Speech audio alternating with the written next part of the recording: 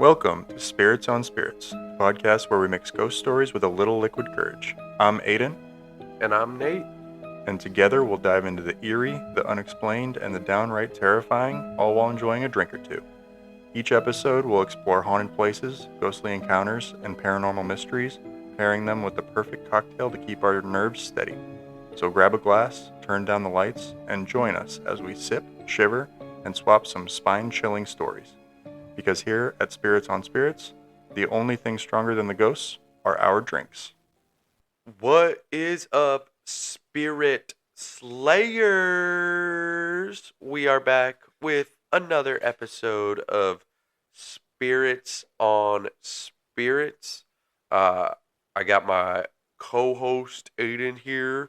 We got the booze. And we're ready to tell you about some of the skookity kookities, the paranormal plights of none other than San Francisco, the Bay Area, the city on Golden Gate Bridge. Yep, that's what they call it. That's what they call it. Aiden, welcome back, sir. Thank you. You excited to be here? Super stoked. So, I already told the peeps that we are headed to San Fran this week. Do you want to tell the peeps what we are sipping on? So, it's one of my go-to drinks when I'm out on the town. Nice. The Tequila Sunrise. Nice. Tell us what's in it. So, it's tequila, orange juice, and grenadine. Nice. With a nice little orange garnish. Ooh. So I found out that apparently it was made famous by Mick Jagger. Really? So it was like invented in Sausalito, California. Huh. And then Mick Jagger had one like at like their like kickoff party for their 1972 America tour. Whoa. And then he was like, "Oh shit, that's fucking fantastic. It's bloody good. That's bloody good." And then he had like a bunch more, and he ended up calling that tour their Cocaine and Tequila Sunrise tour. Wow. There you go. Mick Jagger for you. So, I mean, talk about the pants on that man. and the mouth. And the mouth. And the hair. I mean, he's just quintessential rock star. Yeah. So, 1970s rock star. pretty sweet. So, all right, we're sipping on Tequila Sunrises. We're talking San Fran. So how about we cheers and get into it? Well, cheers, Rooney.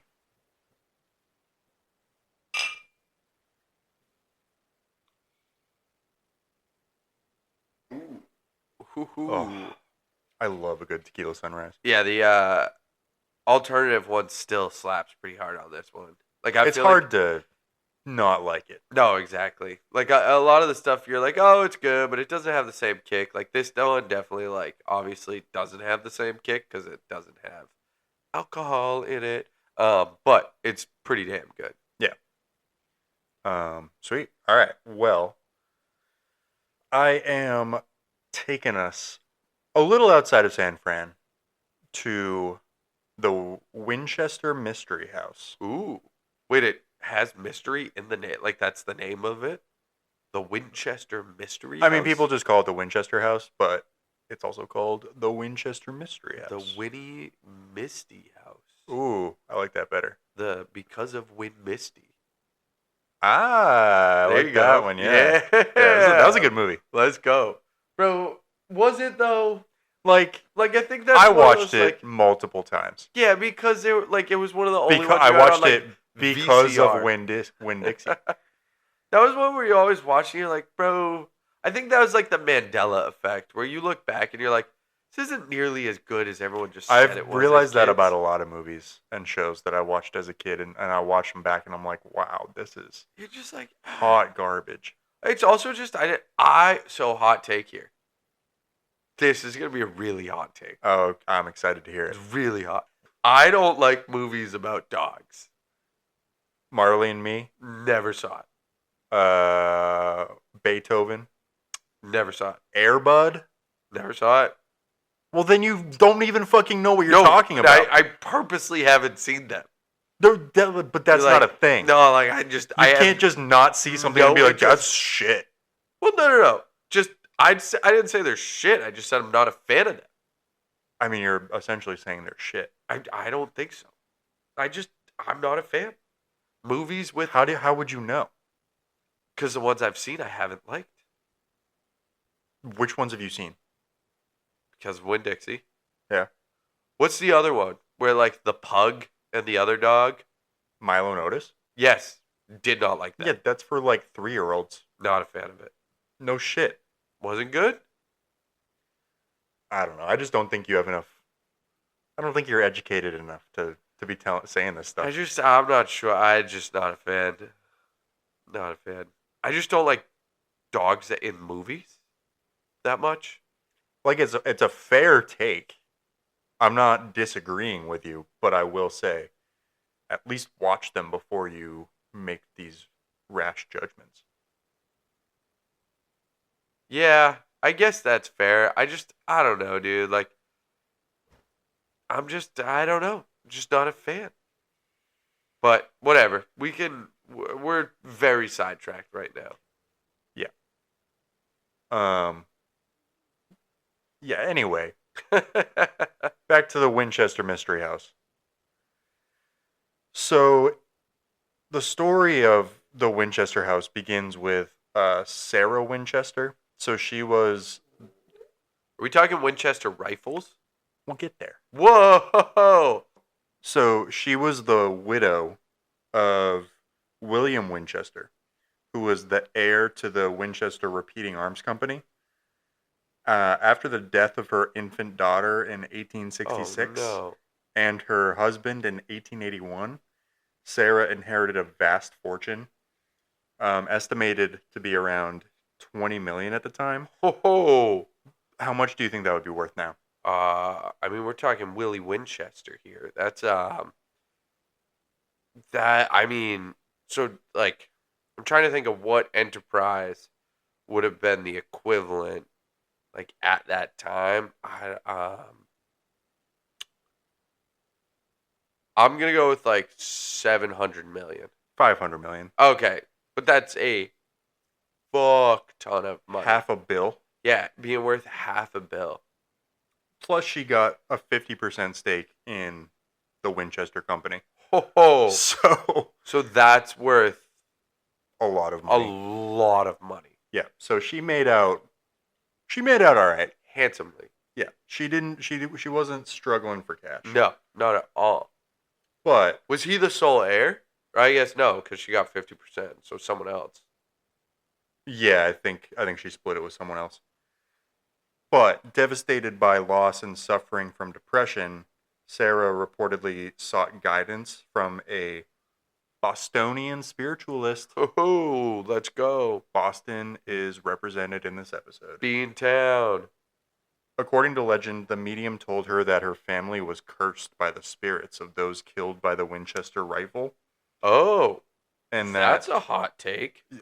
It's a bit extreme. And that she has to move west and continuously build a home to appease the spirits and avoid death. What the fuck?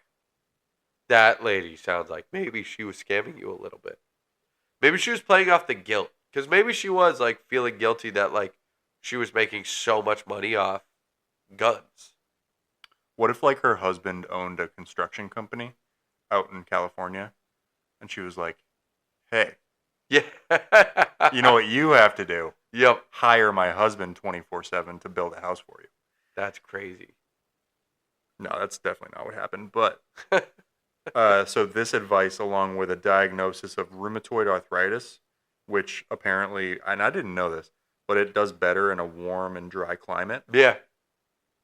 Is said to have inspired her move to California in 1884, where she purchased a modest 8-room farmhouse in San Jose and began the construction project that would last until her death in 1922. Whoa. So she literally built it until she died. Yeah. That's crazy. Was it really friggin' nice?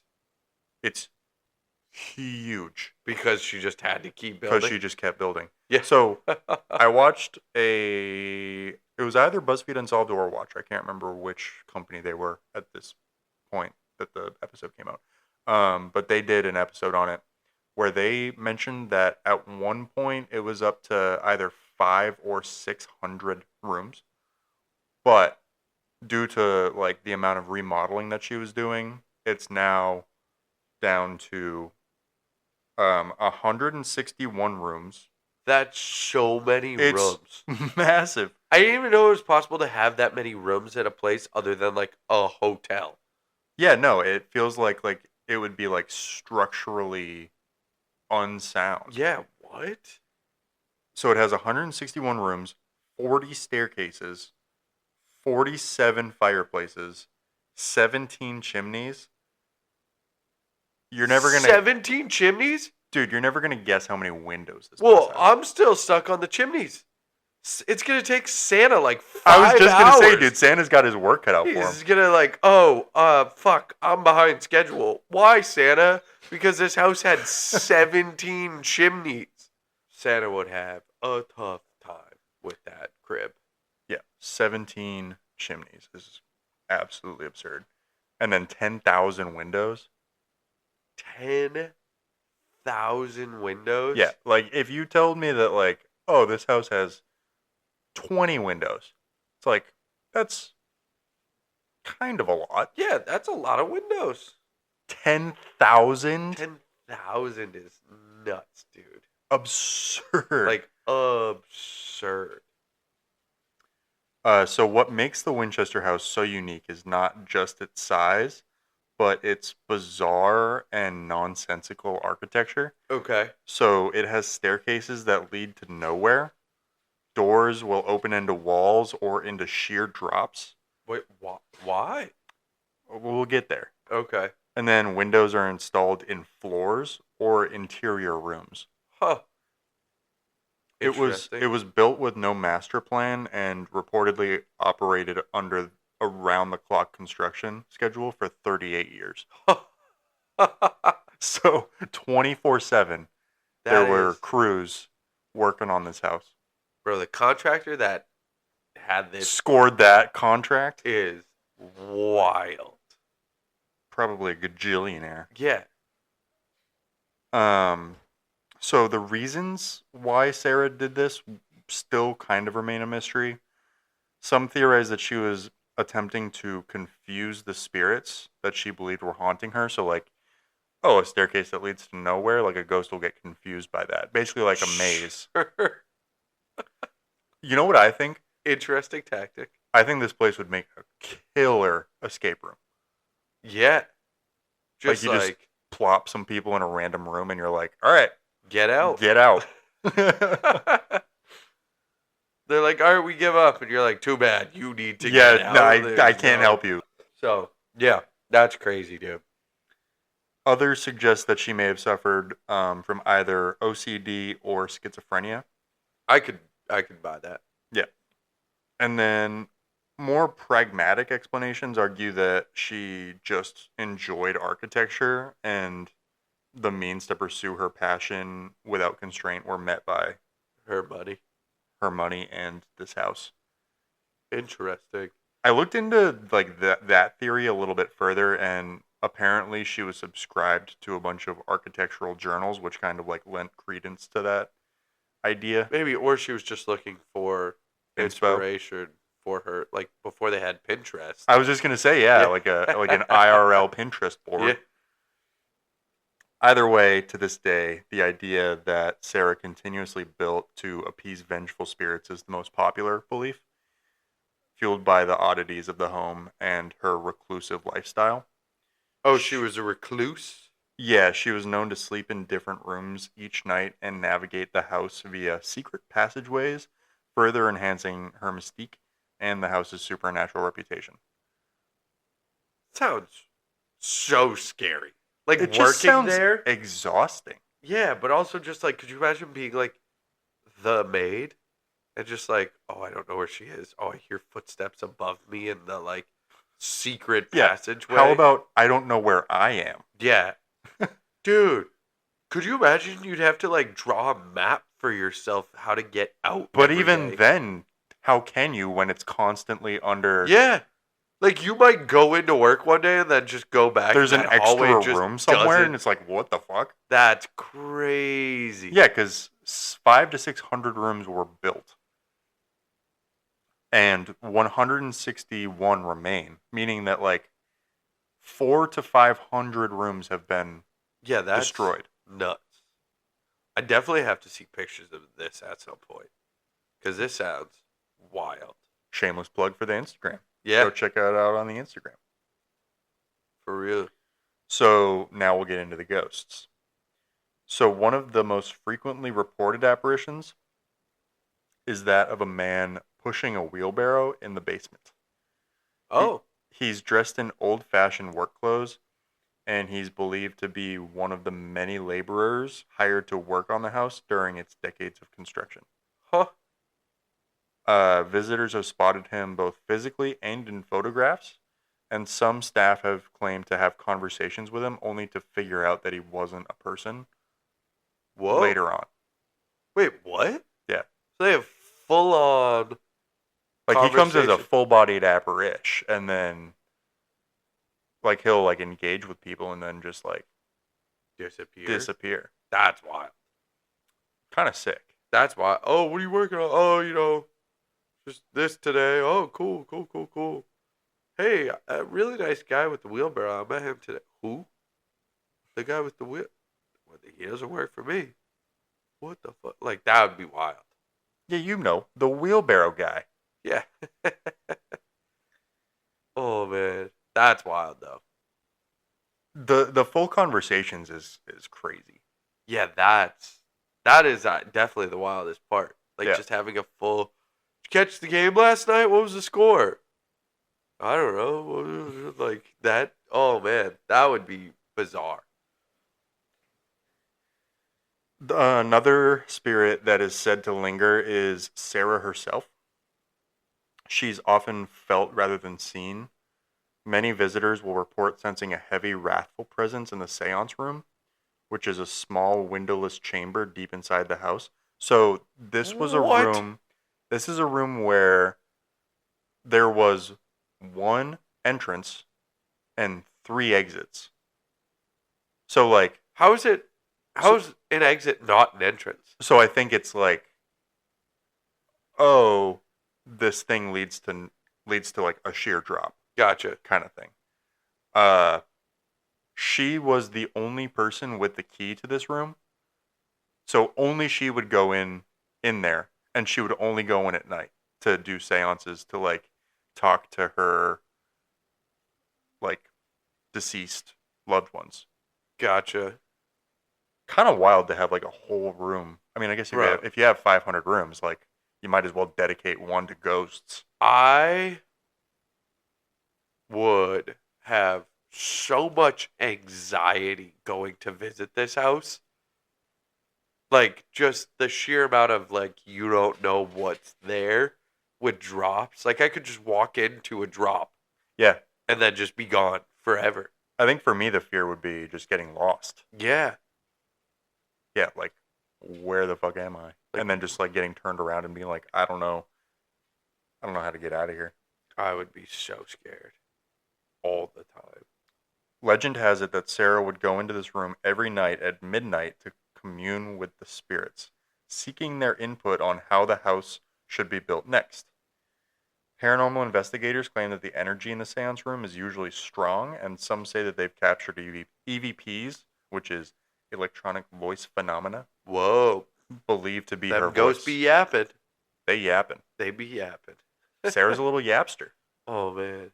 kind of like someone else I know. That's a weird room.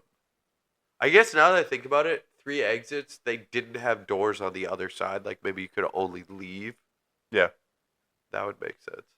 Yeah, I don't know how that works. That's wild. It's interesting though. This lady seems crazy. She was In definitely like a spooky way. Yeah. Yeah, she was definitely an interesting gal. So the next kind of like type of apparition that people will see is the shadow figures. Uh-oh. So They don't sound nice. dark shadowy figures are commonly reported by those who explore the house. These shadows often dart quickly across hallways or peek around corners, only to vanish when approached. Whoa. The sightings are usually accompanied by sudden chills or a sense of being watched. Some people believe that these figures represent the restless spirits of those killed by Winchester rifles. Others think that they are just byproducts of the building designed to disorient people. Huh. Which way are you leaning? Skeptic.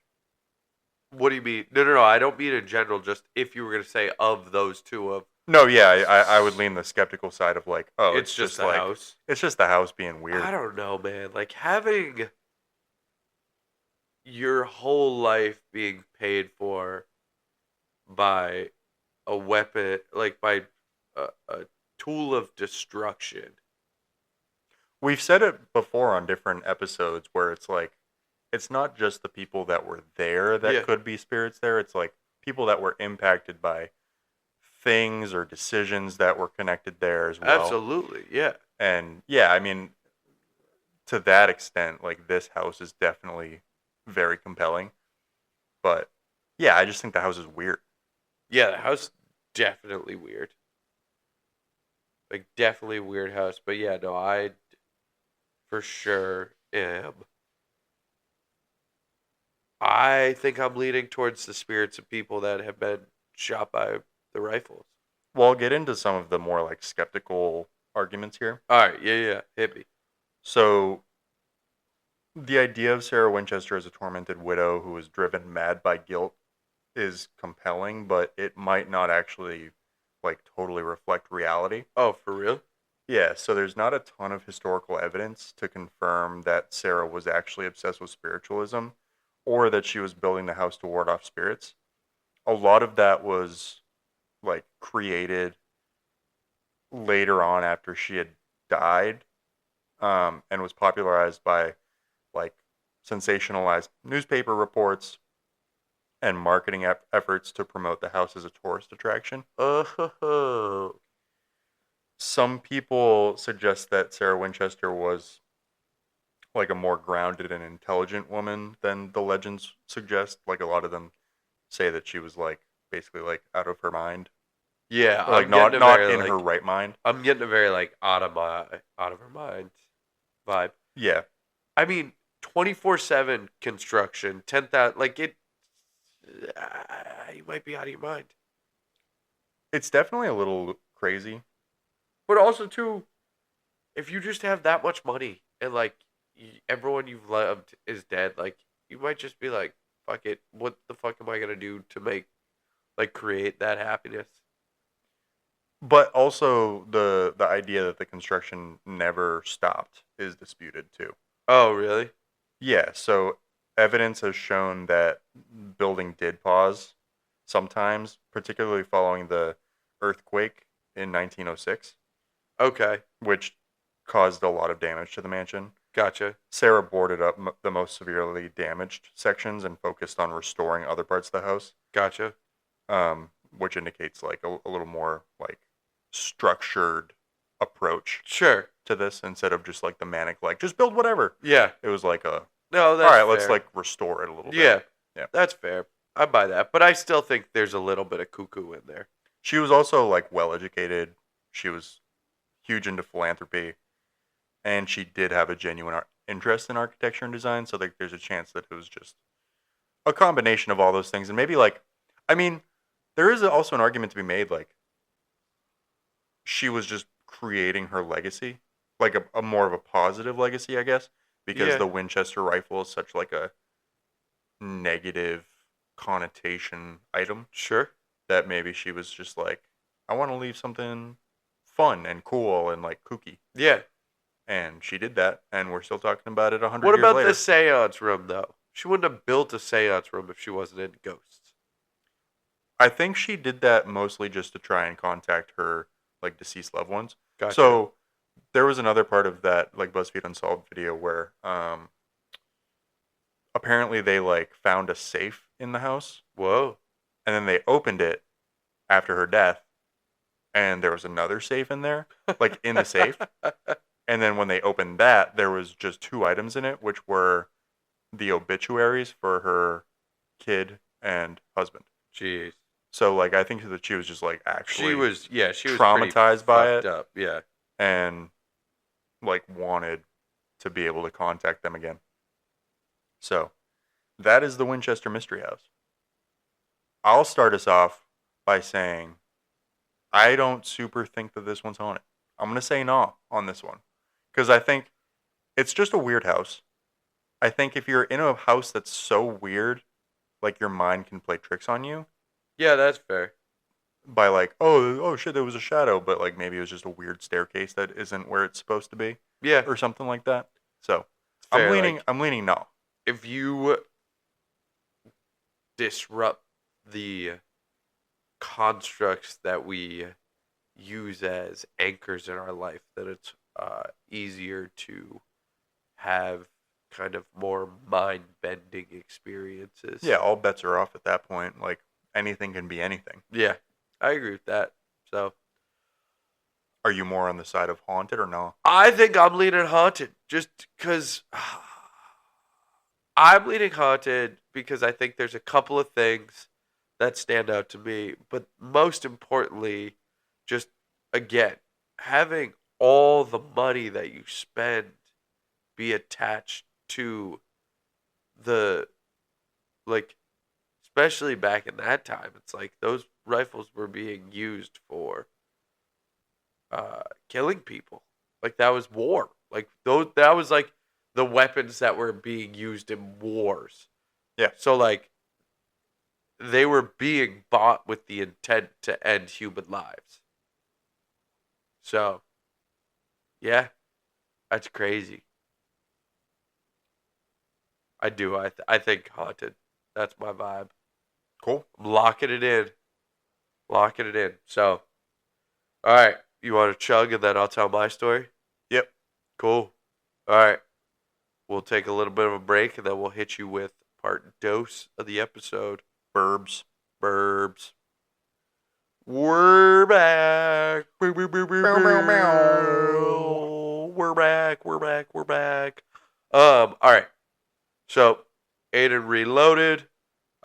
We took a little pee break and we are back and ready to rumble. Let's do it. Let's get ready to rumble. I looked over at you and you were like, looked like you were about to speak, so I didn't say anything. And then you didn't speak, so then I was like, what? I like to keep the listeners on their toes. Man. Yeah, well, they can't see, so all they just hear is awkward silence. Then I like to keep you on your toes. Oh, man. So, all right. Well, the location I am doing today is 1000 Lombard St. And it's in San Francisco's historic Russian Hill district. And Russian district. District. It is actually, Lombard Street is known as the crookedest street in San Francisco. So, crookedest street. It takes bribes on the daily basis. Oh, I know which one it is. It's like the one that like goes. I've been on that street. Oh, that's cool. It's like it's super scenic. It's super popular. Yeah, I do. I think it's like a pretty big location. So that's pretty cool. So you've been where this story happened. Yeah, I don't know which building it is, but well, it's 1000. Building Sick. number 1000. Sick. 1000 Lombard Street. So this swanky pad was owned by none other than Pat Montandon. Works for me. Montandon.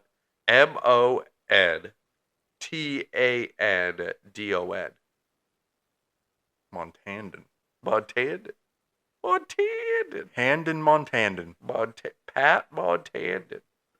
So she cashed in pretty big in the fashion biz.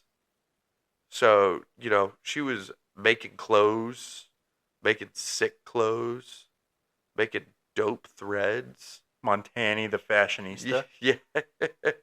So she had some coin to burn. So she ended up at this pad, and it was a pretty sick pad. Um, she was a socialite. She later wrote a book about her experience in this place, so that will definitely play into it. But it was also too. Have you ever seen the show The Watcher? Yeah. Have you really? Yeah, it's the one about the people who or like the people who like get watched Yes. and they get letters and stuff. Yeah. Yeah. Connected to this, some way, shape, or form. Can't think of how. I'm not sure. The article said The Watcher's based off of this story, but then I read the story. No, and The Watcher's based on the Watcher story. Like it's an actual story. I think it was what? So maybe there's a different Watcher. Maybe. Maybe. The one that like the popular Watcher is like from like Connecticut or something. Like it's East Okay. Coast. Gotcha. Yeah, because that was what I was thinking of. And then the article said, The Watcher is based on this. And I was like, I don't think so. it doesn't sound Yeah. like it. So maybe there's a different Watcher. That would make sense. But she wrote a book about this. This is the West Coast Watcher. Yeah, West Coast Watcher. WW. Uh, WCW. yeah. Women Crush Wednesday and West Coast Watcher. All right. So the year is 1967. It is a groovy night in San Francisco. Groovy, baby. Groovy. Montandan, again, being the socialite that she is, being the fashion gal, she liked to throw some shindigs. Like, she liked to, just, make the night spicy. So, she threw a Zodiac-themed party. Oh, dude. Yeah. That's tough. She threw a Zodiac. Well, why is that tough? That was in the 60s, wasn't it? Like, that was, like, going on. What? The Zodiac Killer? No. Like, Zodiac signs. Very different vibe. Yeah, very different vibe. Not what I thought it was going to be. Okay, yeah. that makes a lot more sense. Yeah, I don't know what a Zodiac Killer themed party would be like. When you said that, when you had such a violent reaction, I was like, wait, why is that a bad I thought you were that anti-Zodiac sign. No, I'm anti-Zodiac Killer. Yeah. I mean, I don't think that's a hot take. Hey, man, you don't know what people are into. Oh, man. So, she threw a Zodiac sign party. Okay. What's your Zodiac sign? I'm a Gemini. What does that mean? Yeah. I know that it has something to do with twin. So, I think it's supposed to mean that I'm like two-faced or something, but Gotcha. I don't know. I don't think I'm two-faced. Gotcha. What's your Zodiac sign? Aquarius. What does that mean? I don't know. Cool. Yep. No idea. If anyone wants to tell us what our Zodiac signs mean, you can feel free to DM or comment or anything like that. It's never been something that I've really known much about. Nope. So I've had a couple of girlfriends that have known stuff about it. Yeah. But I haven't dove into it. Yeah. I feel like never mind. Every guy has gotten asked the question, what's your birth chart? What's your birth chart? Yeah, I don't know anything past I'm a Gemini, if I'm being honest. I had my birth chart written down somewhere. You're rising and you're whatever. I don't remember any of that stuff, but I can tell you where I was born and at what time, so the girl could plug it into the Oh, I chart. can too. Yeah. Yeah, I didn't know. Yeah, I don't know anything past that. Though. Exactly. Yeah. But I know because every guy has been asked, "What's your birth chart? What's your birth chart?" I feel like what's your sign is more. Yeah, but then when you get the extra level, once you the final boss of the Crystal Girls ask you for what's your birth chart? You're like, I don't know. They're like, well, I need to know exactly what time you were born in what city, and you're like, this feels like identity theft. It is honestly kind of cool though, so kind of unrelated because I don't know much about like astrology, but Do you know a lot about the French you took? And the biology? I'm not even gonna. But What a wonderful world. like I know that it's based on like constellations and stuff, and Yeah. you Like can what like was in the sky when you were born? yeah, like it's kind of cool that they can like pinpoint that stuff. That is cool. I agree with you. That is really cool. I'm into astronomy. I'm not like big into astrology at this point, but Bro, I remember I never took it, but I was gonna take it. It was right before COVID. Then COVID happened, so I didn't end up taking it. But I think you might have been the one that I talked to where I was like, dude, I signed up for an astronomy class. dude, I took one. It was sick. I was gonna get so high and just like go to astronomy class, and then I realized, or someone told me, maybe it wasn't you then, where it was like, it was the exact class I signed up for, and they were like, bro, I took that last semester, and it was so much math, like it was just all math. No, I took the fun one. Oh, you There took was the fun a one? math one, and then there was a non-math one. I took the non-math one. That was the super like the professor was so like I don't know. He was just an interesting character. Gotcha. Like our first day of class. I think it was my first college class ever actually. Whoa, He got on a bed of nails. that's wild. It was crazy. That's pretty cool. It was super cool. That's pretty cool. I was a big fan. Nice. Very cool. Well, all right. Let's get back to Montandan's Zodiac theme party. So she brought along some astrologers, some palmists, some tarot card readers, just all those other dimension viewers and dwellers to give her partygoers a glimpse of what could be, what has been, and what I don't know. I was trying to think of a third one to really cap it off, but I couldn't think of it. And what will be? There you go. I think the first one I said was what will be. No, what can be. What? Oh, there you go. That's a good one. Yep, you're right. Apparently, she had.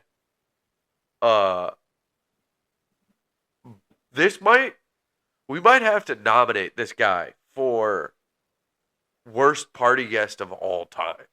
Ooh. What do you think he did? So I'm telling you, this guy, potential nomination for worst party guest of all time. What do you think he did? Okay.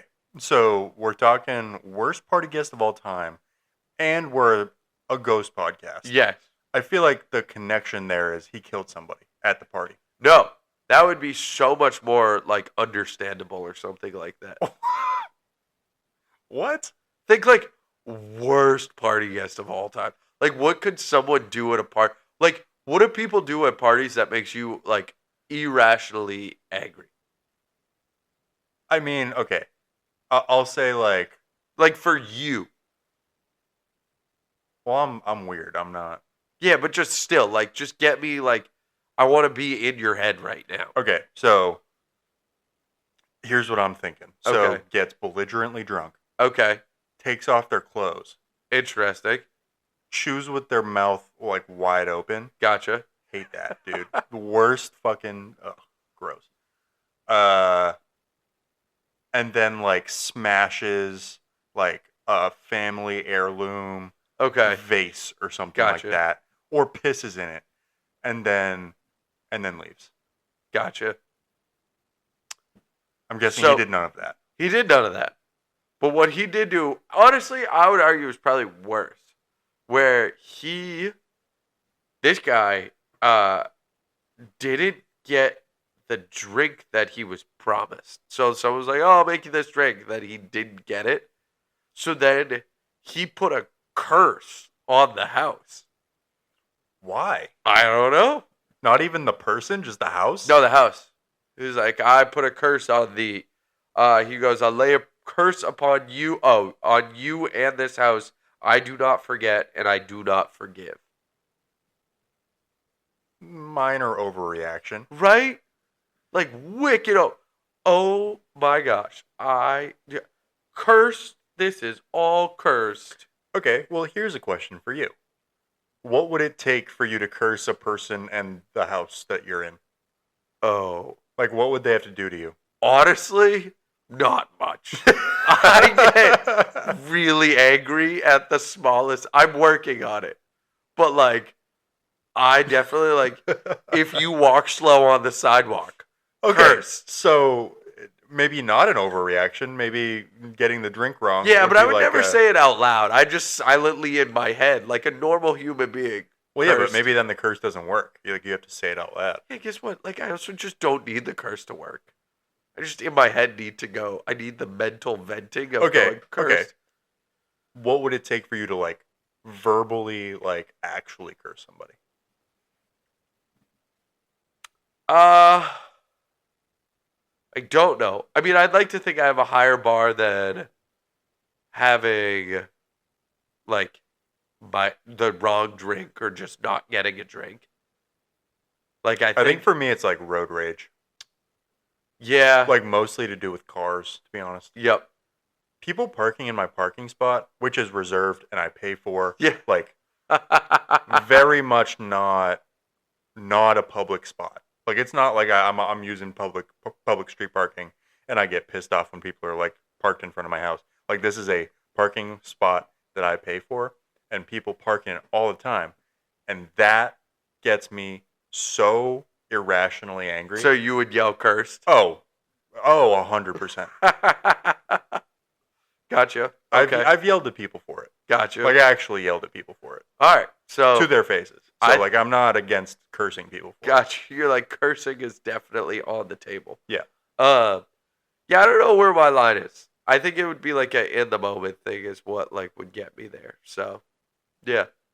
But this guy, his line was not getting the drink he was promised. Sure. And then ever since then, I mean, this house went completely downhill since then. Pun intended, because it's actually on a hill. Yeah. But so it got persistent cold spots, even though she was setting the thermostat specifically to 90 degrees Fahrenheit. Jesus. But the house Christ. would still be like really fucking cold in some places. Okay. I have an issue with that though, because I have a pretty modern apartment and my thermostat fucks up all the time. Yeah. It's not crazy. No, that's fair. But I still think that's debunked. Like a little okay. I don't whatever.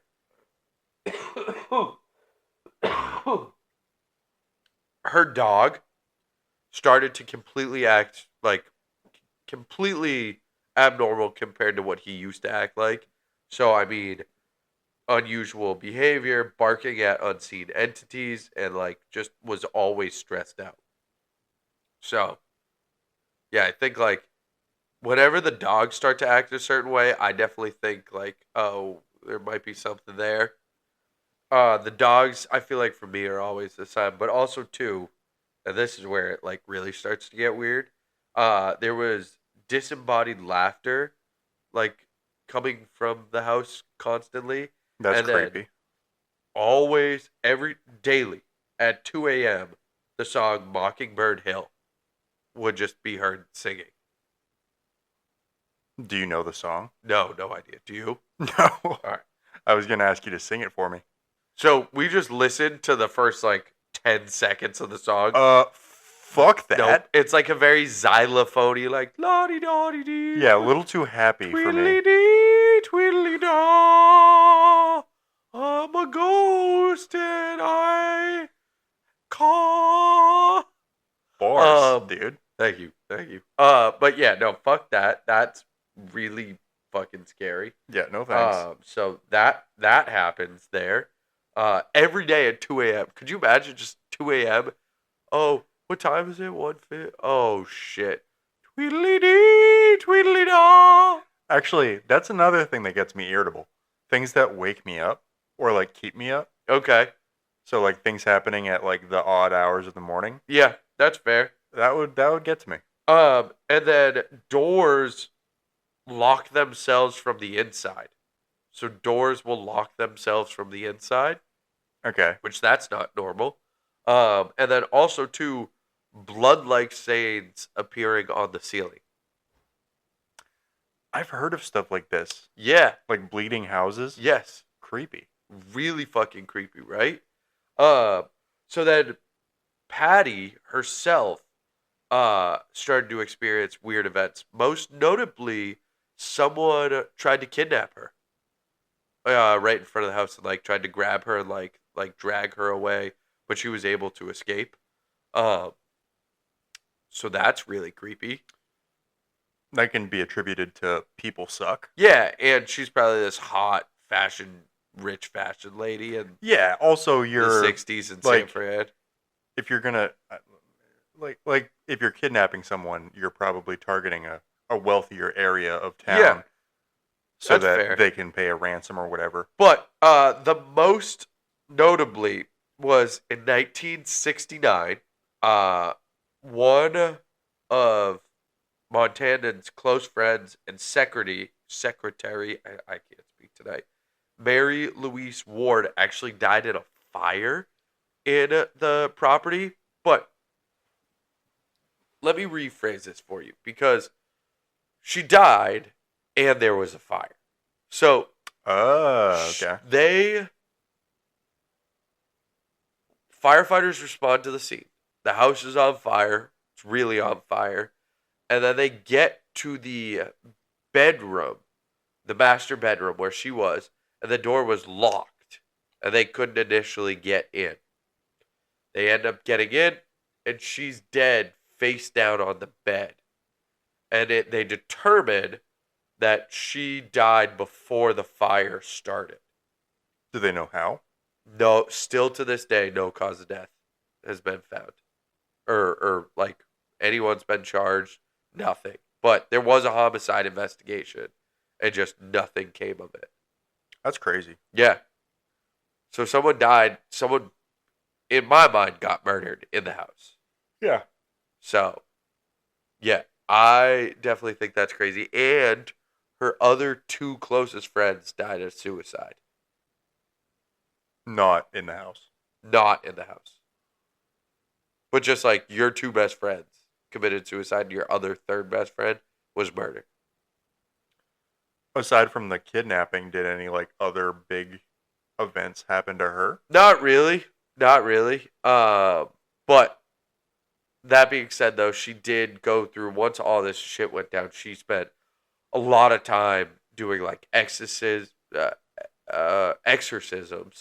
not ecstacisms. That's like a mix of ecstasy and existential crisis, maybe. I don't even know what the combination I think of that word exorcism. was. Or exercise. Yeah. But yeah, she exorcisms. What's the word? Exercised.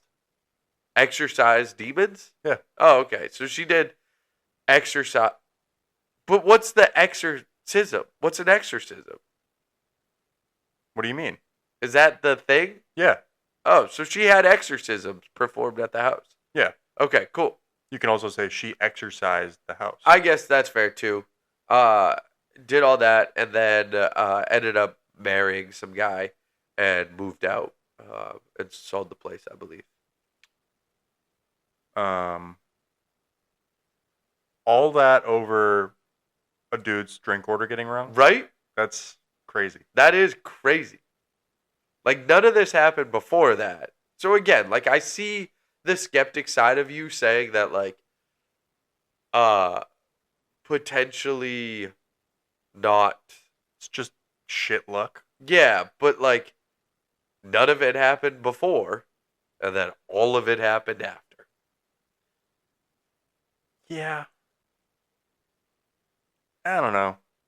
So, do you think? To me, it also felt like it was kind of more ghosts than curse. I mean, that's the reason why I brought it up for the podcast. I guess curses can bring ghosts about, right? But like when you hear the voices and you see the blood on the wall, I think ghost, not curse. Yeah. So maybe he brought hauntings to that place. Maybe, Maybe, dude. Who knows? Who friggin' knows? But I'm not spending a night there. That's for darn sure. I would. Really? Yeah. Why? I would spend a night at any place that we've talked about. I would not. Yeah, we know. Most of these places I would not. Some of them I would. Most of them I would not. So. Okay, between the Winchester house and this house. This house. You would choose This house. The Winchester one, again, just feels so mind-bending that I'm like, I'm not signing up for that, dude. No fucking thing. I feel like it would just be more like entertaining to go to the Winchester house. Yeah, but I definitely wouldn't want to ghost hunt there. Would you? Yeah. Oh, let me just at 3 a.m. fall into a fucking hole with an EVP camera and nothing else. That's the ultimate Aaron got locked in a basement. Well, you have a flashlight. Yeah. And you probably have Flashlight a pretty doesn't have good stairs. idea. You probably have a pretty good idea of where you can and can't go. Dude, I don't know. I'm leaning towards no-go for me, dude. Yeah, I'm gonna go. Is that your full story? Yeah. I'm gonna go nah. I'm going yaw. I just don't buy So maybe you just think it's bad luck? this stuff. Yeah. All right. Well, tell us what you guys think, though. We want to know, haunted or nah. We're torn on this one. Because I actually am the most torn I've been out of any on this one, too. Like, I could see it going either way. Yeah, curses. Yeah. I don't. Especially because it's like just some random dude. Yeah, that's fair. Yeah, I want to know more about him. I'm sure there's some more recent. If we did a second level. He was also going to a Zodiac party, so he probably had some connection to like the spirit world. The spiritual world, I guess. That's fair. But that's fair. So, all right. Well, we want to hear from you guys, haunted or nah. Definitely like, subscribe, check out our new series. Will it be out by the time this gets released? Yeah, it should be. Should be. Paranormal Pints, where we tell user stories or Reddit stories and sip on a couple of points. Oh, a couple of points. Throwback to our Dublin episode. And just have some good vibes. Our first one was terrifying for me. And we are going to keep the magic rolling. So. Yeah, and send us any stories that you'd like featured on our Paranormal Pints episodes at spiritsonspiritspod@gmail.com, or you can just DM them to us. We read all of our messages. So yes. So, cool. We appreciate you all. See you next week. Stay spooky. Peace. Peace.